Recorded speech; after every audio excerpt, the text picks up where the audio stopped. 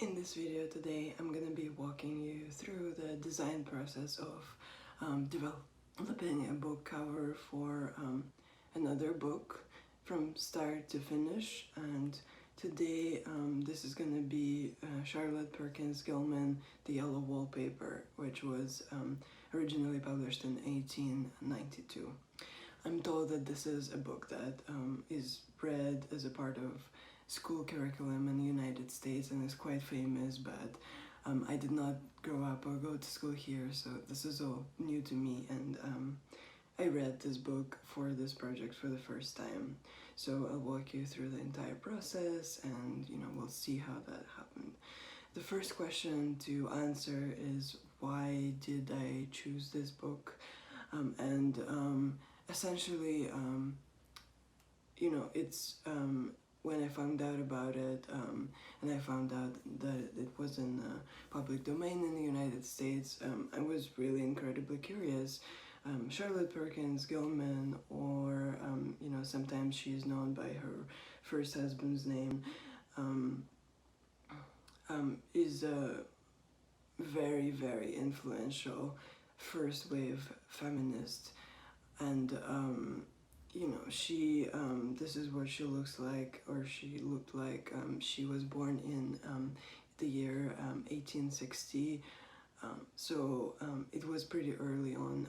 She was a pretty prominent part of the women's suffrage movement in the United States, and she almost became synonymous with the feminists and feminism, so much so that this Atlanta Constitution magazine published her photo under the article that's entitled "What is Feminism?" And for us, as far as we are concerned, very interesting graphic design, and very interesting to see how that looked like, and I was fascinated to find this excerpt. Yeah, so The Yellow Wallpaper is one of the more famous pieces of writing that she's done, and she wrote fiction, non-fiction. She published a magazine, she was a speaker, she was an advocate, editor, producer, we would probably say these days. She advocated for science and feminism, for women to be independent, and her views were quite progressive for her time. She obviously, she was not all perfect, so I did find some evidence that she believed in eugenics, which is a pseudoscience, which is the basis of a lot of people trying to rationalize why they're racist, and I think she was a racist and she was a white supremacist, but she did have to admit, do a lot for the feminist movement and for the women's suffrage movement. And she had a quite fascinating life. So I read The Yellow Wallpaper. It's also interesting that it's semi-autobiographical, and it's roughly based on her own experience. It's a first-person narrative in the form of diary entries about a young woman who is married and who has just had her first child, and she's suffering from postpartum psychosis, postpartum depression, but at the time, mental health care was not at all developed, so because she's a woman, it was considered that she's just has a nervous disorder, she's just a little off, and spoiler alert, at the end of the book she has a complete mental breakdown that's triggered by probably some hormonal imbalances after, she has had a child. That now we understand that, but at the time, this book was, I think, it's very well written and it's fiction, but it had a very practical goal in mind that Perkins Gilman had.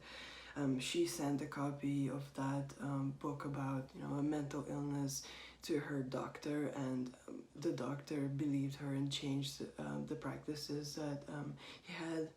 But you know, in the book, the main character has, you know, this illness that's plaguing her, and the problem is that her doctor is also her husband, and Gilman studies that relationship, and you know, the dynamics of the relationship are completely messed up because her husband, you know, takes care of her. He thinks that he's right, but he doesn't listen to her, his wife, his patient, and you know, she ends up getting worse. She's confined to this one room at the top floor of a big, sprawling mansion somewhere in New England, somewhere, you know, outside of any major city. She can't talk to anyone, so at the time, you know, it was also a popular misconception that women who feel nervous or feel depressed shouldn't be intellectually engaging themselves because it's all too much for them. They should be limited to, you know, rest, and her husband prescribes her some medication that does not help her at all, and you know, he allows her only to have I think an hour or two of mental stimulation per day, and the rest of the time she has to sit in this one room that she hates and not do anything. So she starts this journal that she is hiding her from her husband, where she records what she's thinking about and how she feels. And over the course of the book, you know, she keeps staring at the yellow wallpaper that's applied in the room that she's confined in, and she starts seeing things. So the wallpaper that has a Victorian pattern that she says has no symmetry or no rhyme or reason to it, that wallpaper starts moving and she starts seeing things behind it. So obviously, you know, we can say that she is probably experiencing worsening condition. Her mental health is getting worse and worse and worse, and then the book culminates in her, you know, finding this woman behind the yellow wallpaper. She starts peeling off the pieces of wallpaper to free this woman, and then in the end, you know, as the Perkins Gilman kind of dials up the intensity of the story, she thinks that she freed the woman behind the bars, and that she has become the woman behind the bars, and her husband comes into the room and faints whereas she emerges as like having the upper hand above him. The sides reverse, and some people tend to misinterpret it, I think, and think that she kills him or something else like that. She's completely mental, she's nuts, but the book doesn't really say any of that. The next step after I have read the book itself is generating verbal ideas, concepts, thinking of how this could be described, both in events and things that happen, and also feelings, moods that characters have. So this is that list, and you know, it starts interesting. And you know, one of the things that really struck me is, you know, I wrote down a couple of references of, in quotation marks, of the things that are actually in the book, like you know, her changing relationship with the wallpaper, like she calls it unclean, yellow, flamboyant patterns. She describes the patterns in a very fascinating way. You know, then the way that her husband talks to her, and the way that her husband thinks about her malady. He says that you know, it's he doesn't believe that she is sick at all, despite him medicating her. he says that she is a little girl with foolish fancy, which really struck me strongly. I was thinking, you know, oh my god, what, that is not just a terrible relationship to be in, but it's a terrible relationship for a doctor and a patient to be in. So that's evidence of how much things are wrong. And then, yeah, she contemplates suicide at the end, and she frees herself from this confinement, and she escapes from her husband who's trying to medicate her.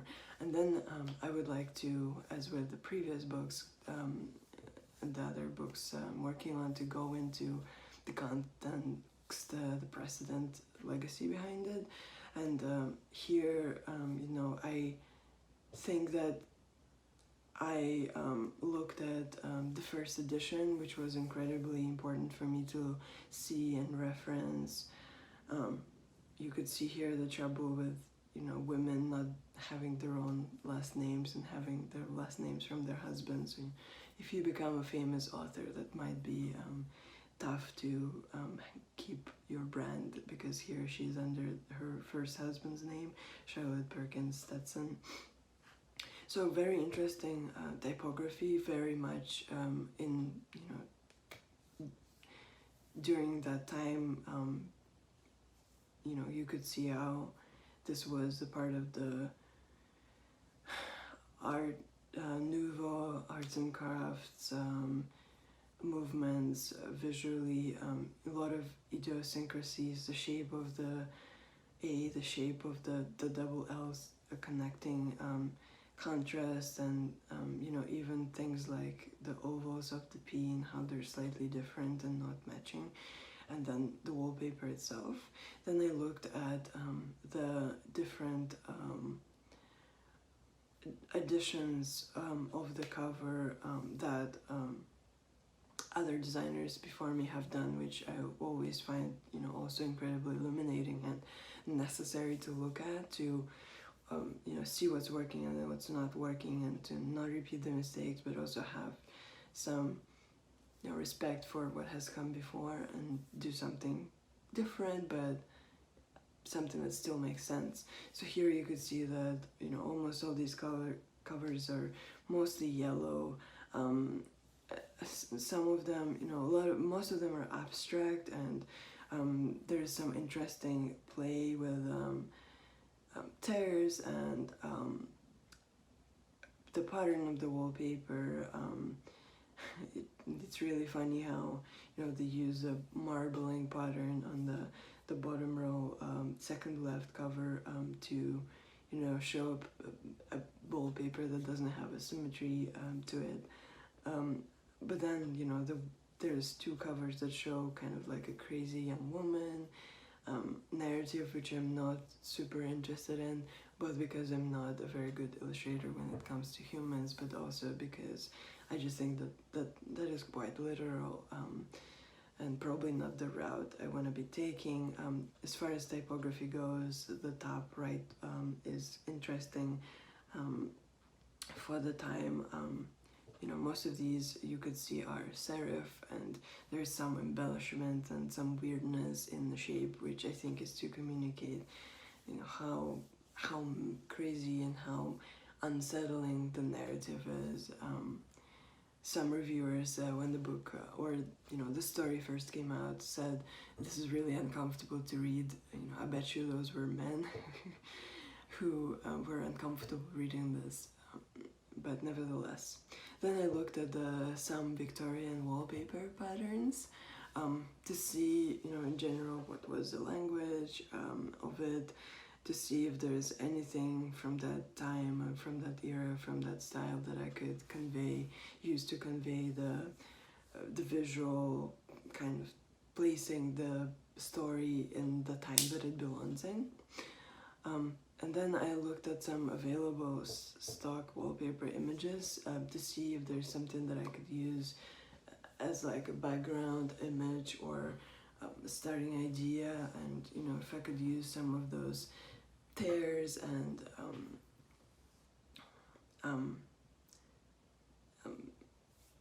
how the surface, the texture of it is distressed. I'm not, again, I think that it's a little bit too literal maybe, so not sure if I'm gonna go down this route. You know, at the time I was looking at it, then I looked at a little bit at the history of suffrage in the United States and what kind of graphics, what kind of typography, and what kind of colors they were using. And a lot of these I find very interesting. So after Charlotte Perkins Gilman divorced her first husband, she actually relocated to the West Coast from New England area, and she became an activist in California. So I looked at some of photography and the posters from the West Coast, from the California area, and you know, a lot of these again kind of reflect the lettering styles of the time period.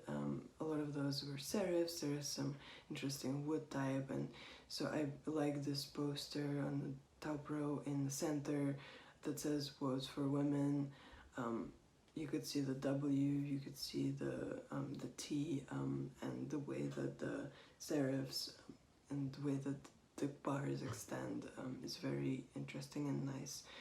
And then I'm going into sketching the ideas, and for this specific book, you know, after I read it, after I looked at the precedent covers, I'm pretty sure the direction that I want to take with it, so I didn't do a lot of sketches this time. I only did a couple sketches that are shown here on this slide, and you know, I wanted to be focused on typography, and I wanted to be focused on the wallpaper, and the wallpaper as a metaphor for a cage. So I want to have letters that are half obscured and half revealed by some sort of wallpaper pattern that acts like bars of a cage or bars of a cell, prison cell, and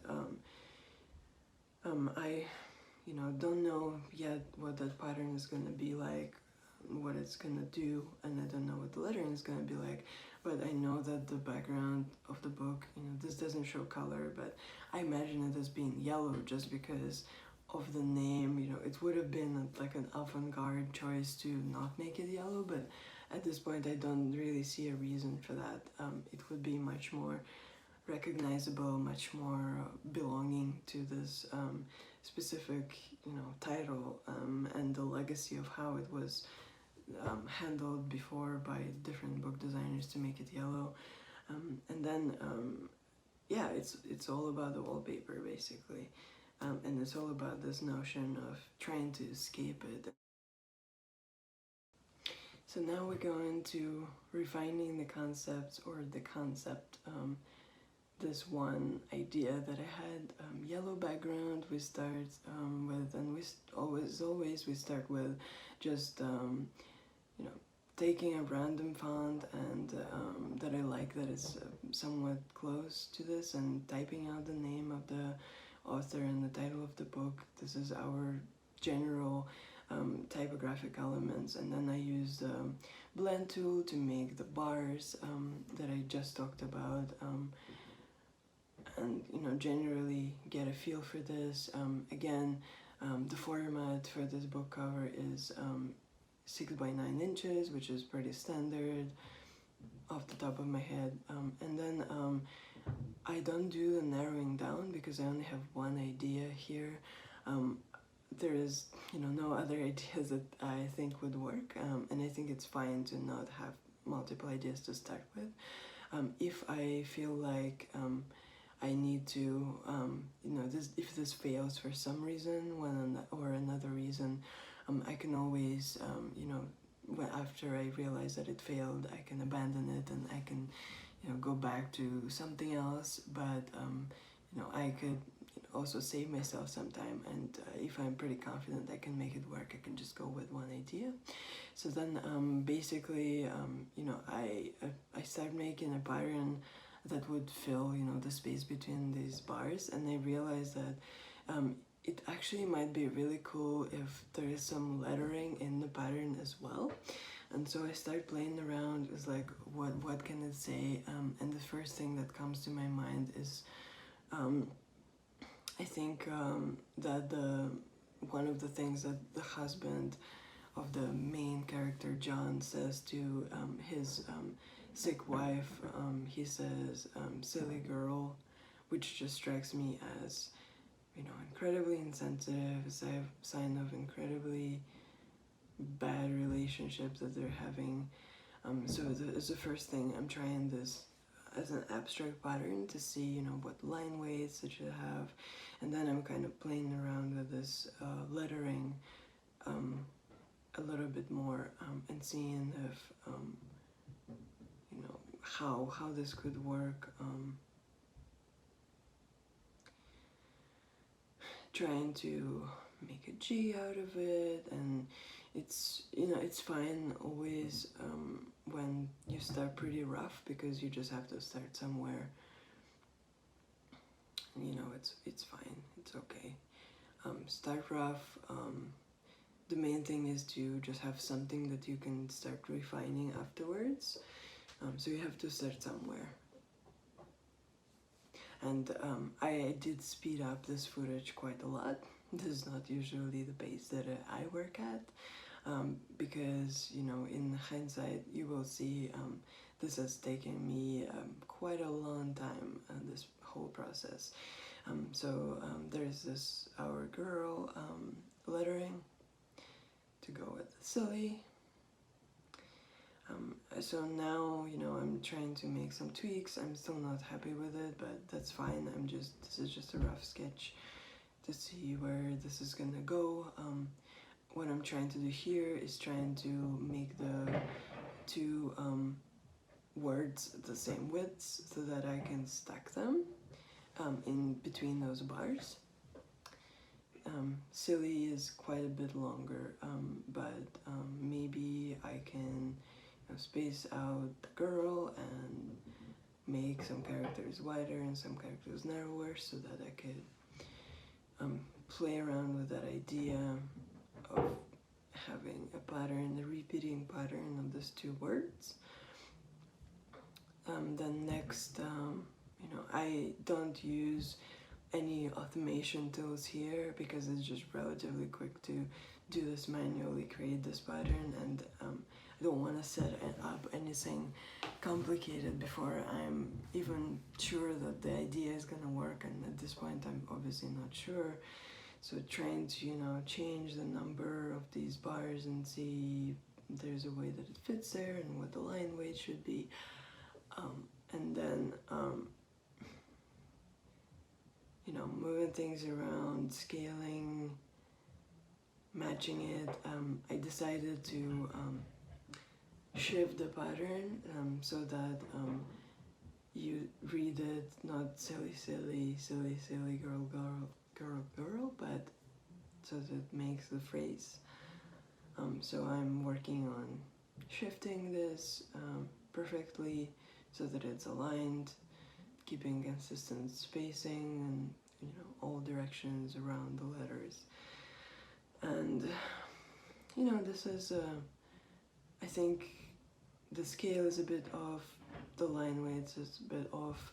I tried making it without the bars, but then I think you kind of lose the idea of it being a cage a little bit, but you know, who knows. Otherwise, when I make the bars too dark, it also looks very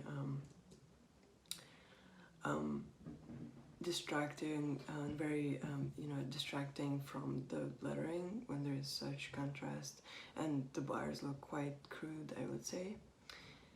So now we're going into refining design, and you know, these points here in this project are, you know, a little bit abstract, and it's been refining since the very beginning, but it's good to have sections for the project. Yeah, so there's a lot of work that needs to be still done with this lettering. So I went back and I checked, and what he says is actually little girl, not silly girl, which is still incredibly condescending and incredibly rude and incredibly, you know, insensitive and all kinds of bad things to say to your life partner. But so I'm changing it to little girl now. It's pretty quick. There aren't that many letters, new letters that I have to draw. And so I hate this R really, but at first I kind of want to try to see what if this is just one line. Instead of making this small scale pattern, what if this just repeats one time, top to bottom? And what if this scale would work better and make more sense? So I'm trying that. You can see some irregularities here, and again, this is not perfect, but I just have to try it to just see, you know, if that works at all. So I don't have to spend a lot of time doing this if it, in the end, if it doesn't work out. So some more refinement I can do now, and you know, I'm coming to terms with these shapes, and they're incredibly decorative, and you know, I quite like the L now. It's recognizable as an L. Changing the T's a little bit so that they are not both the same, so that there's some variety. The E is fine, the G is fine. Yeah, the I wasn't quite readable, and as I said, I hate the R, so I'm trying to fix it here.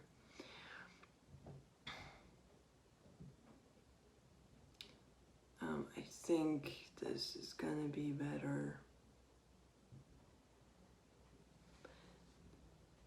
It's a little tough always to, you know, when I come up with some sort of language for the letters, which works well for some of the letters like the L and the E, it's sometimes a little tough to extend that to everything. Like, for example, if I had to do a W here, I have no idea how I would have done it. I guess it's possible in a cursive, but here I'm just kind of struggling a little bit. But, you know, gotten a little bit better, so I'll try again to see, you know, I think the rhythm is a little bit more regular and less irregular, which is very good. You have to, you know, my idea is that you don't really see that it's lettering right away. You see the title of the book, you see the name of the author, and then maybe if you keep staring at it the same way that a woman in the book keeps staring at the wallpaper, you see the secret meaning. And this little girl, this phrase that her husband quips to her is like really becoming for me a symbol of, you know, her entrapment, and the symbol of, you know, how she was really imprisoned. It's almost like she's in the asylum, she's in jail for you know, having this person who is supposed to care for her and supposed to make her feel better, to not help her feel better because he doesn't understand what's going on with her, and he doesn't know what to do. Yeah, I'm changing the lettering to blue because I think that that's probably better than black. And again, more refinement just to see, you know, what else I can do with the R and how these letters lock together so that there's no kind of awkward tips left everywhere, because I have the vertical stack. Seeing if, you know, this tail works better for the R, and doing some loops, some almost kind of flourishes for the T, you know, doing just tiny little tweaks every round, every step of the way, not leaving it alone. Everything is gonna be in flux, probably, you know, till I'm happy with it. And that's the approach. Changing the G a little bit so that, you know, it's a little bit more interesting and has a little bit of the idiosyncrasy maybe of the original lettering. And then you have to fix it, have to make it look okay. When I'm doing this, I'm not referencing anything at all. I just, you know, think like, oh, what would the E look like from my memory? And you know, I didn't study any precedents for this, just because it's something I kind of came up with randomly on a whim. I would imagine that, you know, if you're just starting out, you probably would have to do some hand sketches, play around with it before you can take it into the vector, into Bezier curves. And that's fine. You know, I'm just now thinking in my head about what it looks like, and I'm able to manipulate the curves in a way that gets me to, you know, not a perfect place, but a place where that I'm relatively happy with. Yeah, I'm trying to see if there is if I can use the W tool, which is the stroke width tool, to change the stroke width, you know, across the letter, so that it's thicker in some parts and thinner in other parts. And I'm unfortunately coming to a conclusion that this looks quite clumsy, and I'm not quite happy with this, but you know, gotta try. That's always my motto and always my approach. But I wouldn't know if it works if I didn't try. So continuing to play with it, and you know, sometimes when I work I get a little bit carried away, and I'm just enjoying working with letters so much, and it brings me, you know, so much. It's such a meditative process. It's like, it's very chill. It's like knitting, it's like any other crafts.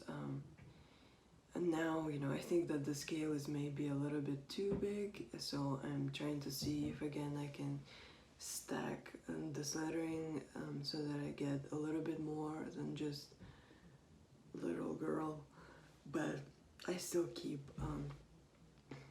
it make sense and keep it legible. You know, if there's any way that I could stack it. But now, you know, one word is definitely longer than another word, and there's nothing I can do about it. That's just the constraints that I have, which is life and design process in general, and doing more tweaks. I would imagine that, you know, if you're not someone who is into typography and design, this is quite boring to watch. But that is the whole process, and I'm very determined to share the whole process. Editing the scale of the titles a little bit. So at this point, I haven't really decided yet, you know, if this is going to be a typeface and what typeface this is going to be, and if it's going to be a lettering. I think that the one that I'm using right now, Conundrum, I think it's called by Dardenne, Type Foundry is, Corundum, sorry, is working quite well. I think this is available as Adobe Adobe Creative Cloud subscription, Adobe fonts. The one interesting thing that I thought, you know, because the author was clearly racist in some of your reviews, it would have been interesting to, you know, get revenge by, in a way, by using typeface designed by Joshua Dardenne, who's one of the most prominent Black American designers. But, you know, I don't know if that makes any sense, and obviously that's not something that would be noticeable, so I think I will have to look a little bit further and see. So here I'm trying some different layouts, varying where the letters actually go and where the title goes and the scale of it. And now I am starting on the lettering. So I think I decided here to try to make the lettering for the title of the book, the yellow wallpaper. It's quite a lot of work because it's so many letters, and I want it to be serif. So, you know, serifs, you know, I as a pretty much like the amateur type designer, amateur typesetter, I think that serifs are quite a bit harder than sans serifs, but you know, I'm trying here, and I'm doing a reverse contrast on the Y to see if there is, you know, some idiosyncrasy of something interested, and I can find. I made it, you know, quite simple with just straight serif, so it's almost like a slab serif, but that's a starting point. And I started drawing caps, but you know, maybe it needs to be lowercase. So here I'm adding space between, you know, in the eye, to see if I can again kind of exaggerate the lines, the vertical lines, to make them look more like bars, and make all the eyes and, you know, IR connect, so that I have the 3 bars going vertically across the page. And I'm trying some different typefaces before I go deeper into the rabbit hole of designing the lettering, so that I could see, you know, if the thing that I picked before is actually the right choice, and if there's anything that's better. I feel like you know, something that reflects the times pretty well would be this maybe you know, high contrast serif, sans serif that kind of looks like serif with serifs torn off. Like Optima by Herman Zapp is a good example of that type of typeface, but then there are some other ones. I'm looking at some more condensed serif typefaces and slab serif typefaces, because the wallpaper is a pretty long word, and that's what I'm limited by. So I want to make sure that that's what I'm doing. And then here also, you know, I want to try, I feel like the blue of the lettering is not quite grounded in the shape and the background, so I'm trying to see if like having a border around it would help to, you know, ground the blue color better and give it some kind of more dimension and some layering effect, and, you know, have a composition be more defined. Sometimes there's just this little something that's missing, and I think that the left hand side is working better. And then you know, what if our composition is not as boring? What if we separate out the title and we have it, you know, run across the page?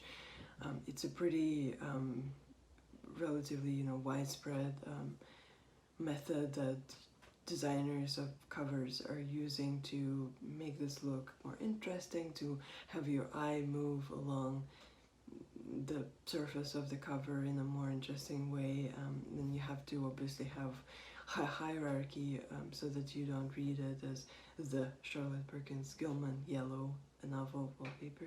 So there has to be a scale difference, and it might be a color difference, typeface difference, anything like weight that you can come up with. And now, you know, I'm going back to the lettering, and I change the contrast of the Y.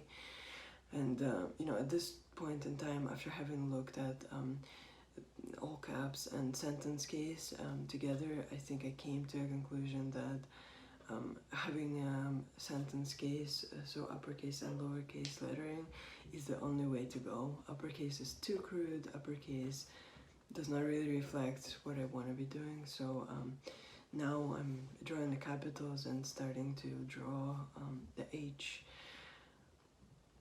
here, you know, starting my lowercase, establishing the contrast. And, you know, these are my first kind of sketches, are hard to look at without tears in your eyes. Really crude, you know, impossibly crude, and honestly kind of embarrassing to show, but I'm still showing it because you have to start somewhere, and I'll have room and I'll have time that I'll invest in this to make it look better. But you just need a shape. You know, I'm not taking an existing typeface, I'm not taking an existing lettering and, you know, trying to change it and manipulate it into being something else, being something it's not, because first of all, that goes against most licenses for how you're allowed to use type by other designers. And then, you know, it's also not as fun, and it's not as helpful. It's hard to change letters that, you know, are part of a final typeface into what they're not. And I'm trying to give it a human touch. I'm trying to give it some spirit of, you know, what a hand-drawn type would look like, and that goes back also to, you know, when this book was written and when it was published, and you know, 1892. Everyone is still doing things by hand. A lot of lettering around, a lot of, you know, you would think protest posters, suffragette movement posters, activism, feminism, all of these things make me think that it should be a lettering made by me, 21st century female designer. So you can see I'm making quite a lot of progress here, just filling out, you know, the letters. I am making sure that I don't have to draw one letter twice, so I, you know, write down the amount of letters that I need, and, you know, checking the how this is actually gonna work. So I'm grouping these letters that I just draw, I'm dividing them, and I'm seeing them in the layout that I mocked up previously, if that even works, if the level of contrast works, if the sizing works. And, you know, one thing I'm realizing here is I think that, you know, the contrast is fine, the lettering is fine overall, the size works, and it's my idea of having the letters peek out from underneath the pattern. I think it's gonna work, but I think that I need longer ascenders and descenders, and to just have the lettering spread out more, and also I would like it to be more condensed so that the words can be bigger, because, you know, right now the word wallpaper is like taking up most of the widths and it looks actually a little bit awkward. So I want everything to be taller, basically, so that the lettering can be bigger. Just taking some look, making adjustments, and now, you know, I'm literally gonna take and stretch this, and then I'm gonna edit it, setting up my X height and baseline. And, you know, as I do this, I do have some sketches that I'm making here in my notebook, but you know, I draw some of the letters to see how the contrast is going to be distributed and what the general shape of it is, but I'm not relying on anything else again. I'm kind of just trying to draw from memory mostly, and this is because, you know, I've seen a lot of W's before, and I drew, you know, quite a lot of W's. There's still room for improvement always, but if you're someone who is starting out, I would recommend sketching, and I would recommend looking at some other typefaces that some other lettering that has done before, just to, you know, get a grip on what these look like, you know, where the contrast goes, what is the relative widths of the characters. I'm comparing continuously, you know, different terminals and different letters. So like here, I'm taking the serif and I'm grabbing it and I'm rotating it to show what the lettering would be, and very unhappy with this A, but, you know, it's still work in progress. It's like incredibly wonky. It's not something that I would not really show to anyone, even as a sketch, because it just it's horrific. You know, like, I cannot underestimate how bad this looks, but, you know, knowing that it looks bad is already kind of half the battle, and then just struggling, making your way through the changes. You know, everyone starts somewhere, so, you know, I'm at this point I'm pretty chill about showing this. Didn't like the ball terminal, and now that I like how the E looks, I can make the P look more, you know, even like that, with a more even weight distribution, and, you know, this looks like the axis is vertical and there is no like angle in how the contrast is distributed, which is more characteristic of late 19th century, or yeah, 19th century in general type. So now I like the A and the P and the O and the E. Still not quite perfect with getting there. And removing the ball terminal from the R2, and here I want to kind of copy that shape from the H a little bit for the R. The only reason why I can do this is because actually the R is a final letter at the end of the word, so there is no letter that attaches to it on the right side. Typically, you know, if you're designing a typeface, you wouldn't do that R because it's just gonna leave a giant gap after it with the vertical letters on the right hand side, but I don't have that problem, so that's what's great about doing the lettering instead of doing a typeface. So then now I can like copy the rest of the letters that duplicate to see how the final word looks like, and as you can see, this is a huge difference from what we had in the top row. I'm making ascenders and descenders a little bit taller consistently, and my caps are lower than my ascenders, which is normal. I'm just doing a quick check, you know, to see, you know, how that would look like with the other typeface I'm using for the name of the author, and you know, leaving it alone and having fresh eye and then coming back for some more refinement. So here I'm using these circles to refine the line weight. I noticed that my caps are heavier than my lowercase, which is normal for like old school typefaces, but I decided that I wanted to look more modern, so I'm evening it out, and I'm going through also and evening out the heavier parts of all the other letters to make sure that it's nice and even, and then, you know, it looks like the rhythm is much better, and then you don't feel like this isn't drawn by someone who doesn't know how to draw type, and you also, you know, start feeling the rhythm and feeling like it's one set of letters that work together, as opposed to just a bunch of letters that are put in one line with no rhyme or reason to it. And then I am continuing to make some refinements and not happy with the curve on the E, so I keep zooming in and out, zooming in and out, and looking at the other letters and looking at the thinner parts, you know, the tops of the O's and the thinnest part of the letters, which is typically the top and bottom for a letter like O. So with the A here, I added some slant, which I kind of was inspired to do this by looking at the original cover. The designer of that I was not able to find, by the way. And then, yeah, just comparing the thinnest part of these letters and making sure that that is consistent across.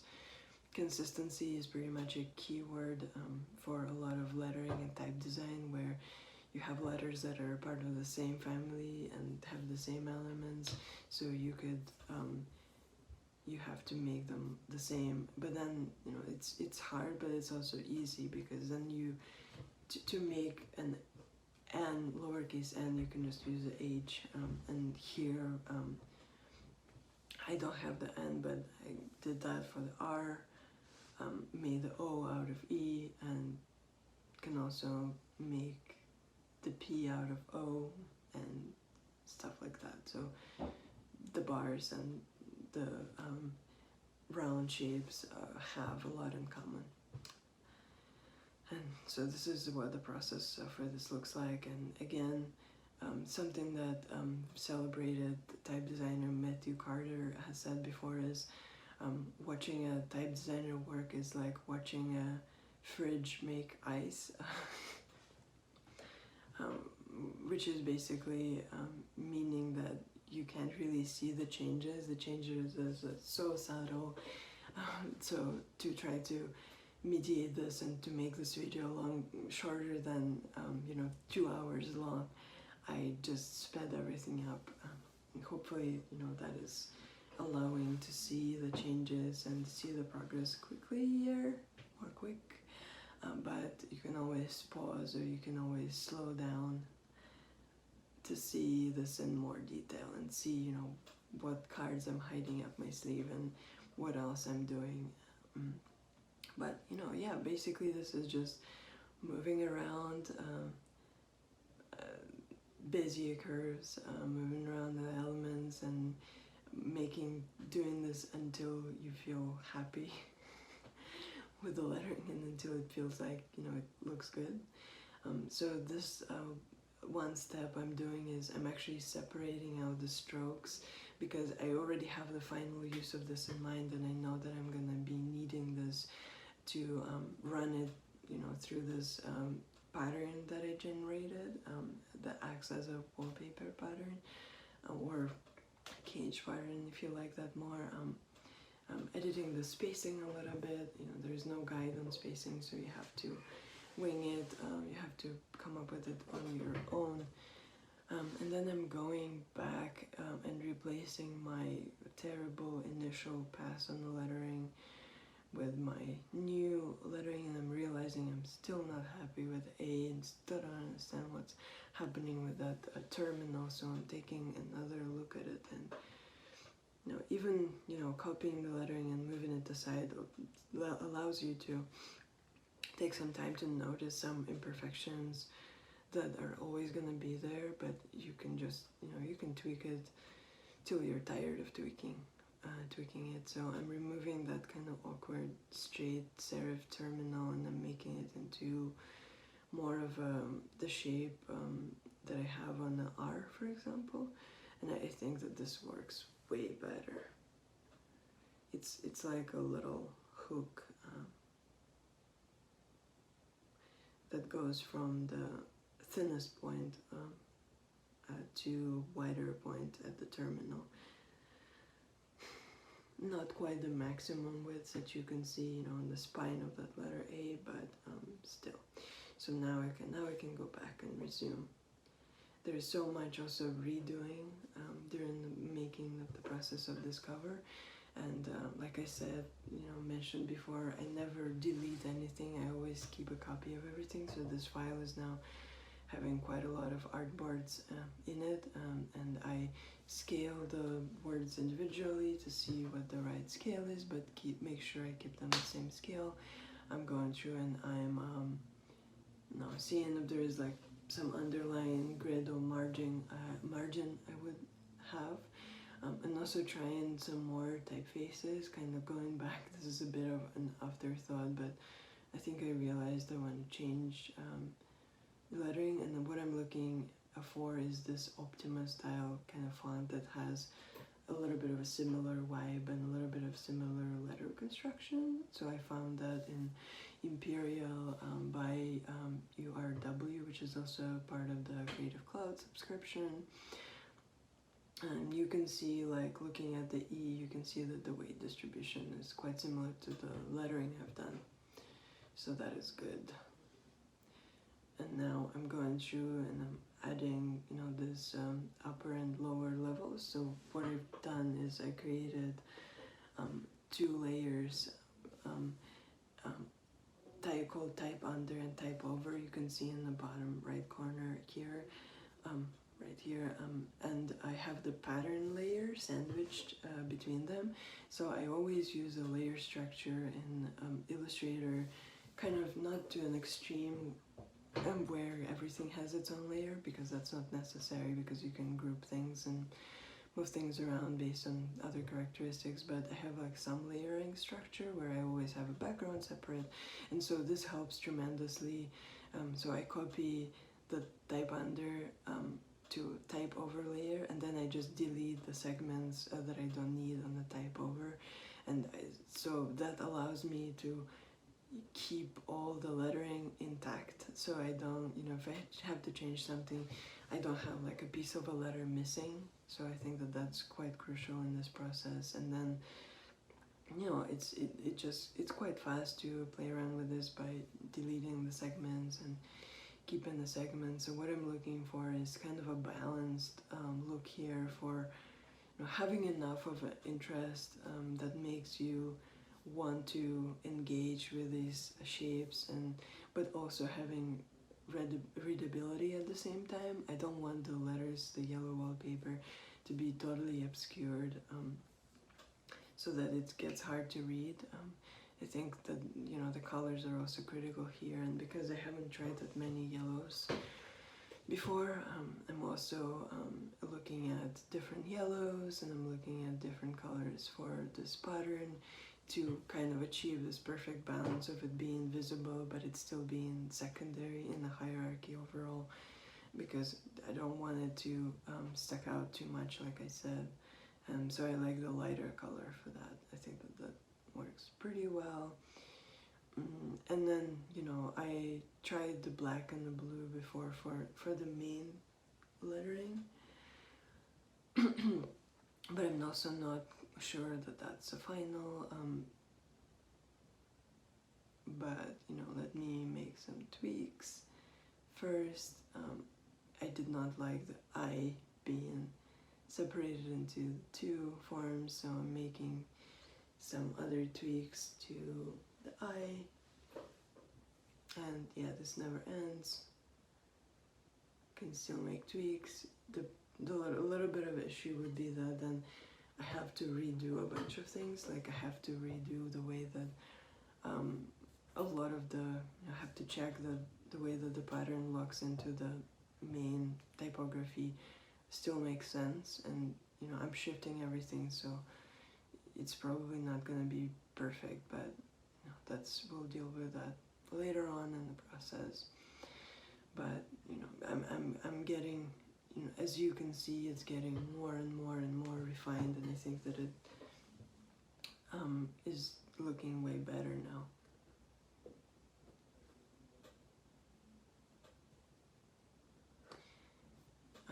Tweaks and letter spacing, and have to change, redo all this again. Yeah, it really does. It takes a little bit of experience, I think, to be able to know kind of how many disruptions this lettering in blue will take before it starts getting illegible.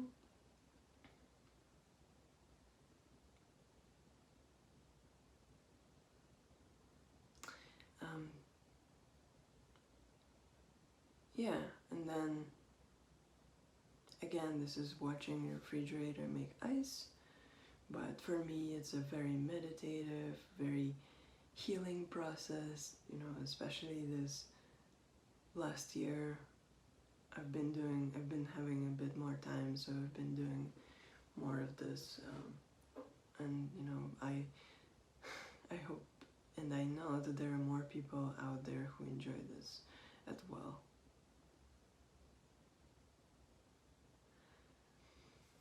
Going through, we are very carefully deleting parts of that type over layer to reveal some of the pattern, making tweaks again. You know, I'm still not 100% happy with the spacing. Then this gets quite tough because it's like going down the middle of the letter L. So, and you know, as I tweaked it, I'm going back in a really kind of duplicative way.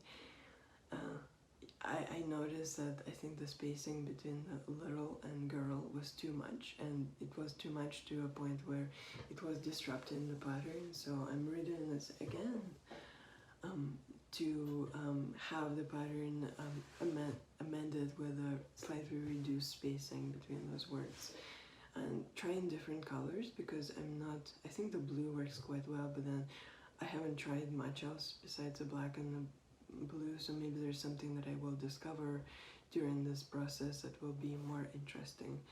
And yeah, I think that the brown and the red and the white all look quite interesting.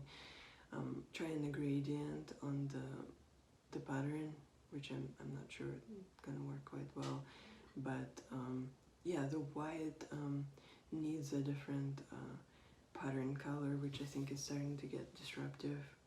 This is very nice. This is a very nice kind of dirty blue, the light blue, that I think, yeah, is quite good. It's quite interesting.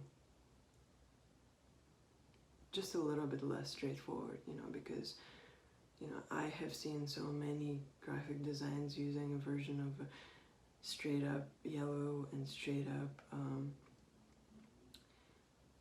dark navy blue, that it gets a bit boring and you want to do something more interesting. And here I'm trying more variations of the overall layout, the composition position, and so this, I feel like I'm getting an inch closer every time I make a change here, so just trying a bunch of things. And then, you know, I have a quite particular preference about the background color. I do wonder if using more than one color for the lettering would be helpful. So let me study that a little bit more. Yeah, I mean, blue is great, but blue is very straightforward. But I wonder if my kind of light, dirty sky blue is a little bit, has not enough contrast. So I'm very particular kind of about the yellow color that I like. I don't like the lemon kind of neon, very RBG color. And you know, this is a book cover, so we actually shouldn't be using any RBG colors. We should be sticking to CMYK, you know, and maybe Pantones that are not that much wider of a gamut than CMYK. Yeah, so the brown and the white version is actually really interesting, and I like that. So I'm making some final tweaks, and I think this is what I'm gonna go with. The white is not quite white; it's off-white. And so the other thing that I've done is I think it needed a little bit of extra. So what I did is I printed out the versions of the cover that I had, and then I tore them up and I scanned them back in. And what I want to do is I want to try a ragged edge that looks like peeled piece of wallpaper on the left side that's close to the edge of the book. So what I'm doing here is I'm masking the file using a darker color, and I'm gonna apply this. And I think that this works pretty well, and this adds a little bit of human touch. And then also the other thing that it does is that it adds a little bit more detail. And then in terms of the, you know, the meaning of the cover, I think it makes it a little bit more clear that the yellow part is the wallpaper part. So it gives a nice texture. And the other thing I'm doing is adding grain to the background. Sometimes I do that in Photoshop, but here I'm doing it directly in InDesign to get a layering, you know, with different textures. The letters, as you can see in the pattern, have no texture on it, but the background does. And I'm trying a couple options of the different colors of that torn off corner, but I think that the dark brown or black or blue is a little bit too intense.